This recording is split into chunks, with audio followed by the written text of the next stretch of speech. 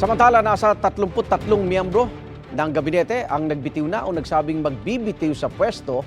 kasunod ng utos si Pangulong Bongbong Marcos na mag-courtesy resignation. At kabilang dyan si Department of Agrarian Reform Secretary Conrado Estrella III,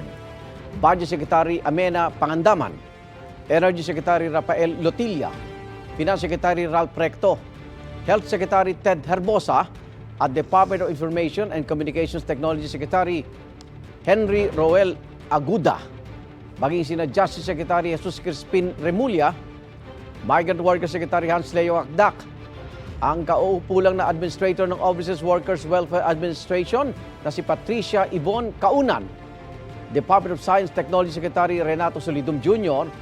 Tourism Secretary Cristina Frasco at Agriculture Secretary Francisco Chu Laurel Jr. Sumunod din sina utos na yan, sina Transportation Secretary Vince Dizon, MMDA Chairman Armando Artes, Education Secretary Sani Angara,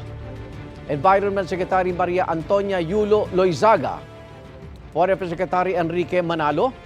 at Secretary Jose Rizalino Aguzar ng Department of Human Settlements and Urban Development.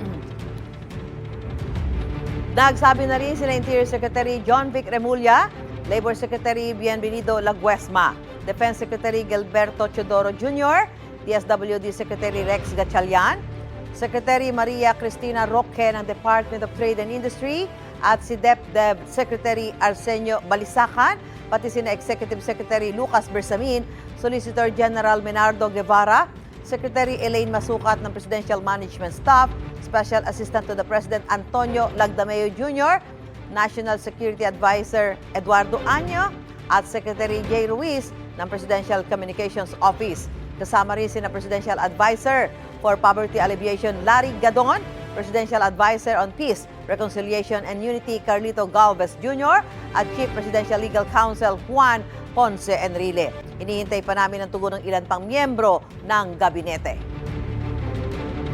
Igan, mauna ka sa mga balita, mag-subscribe na sa GMA Integrated News sa YouTube para sa iba't ibang ulat sa ating bansa.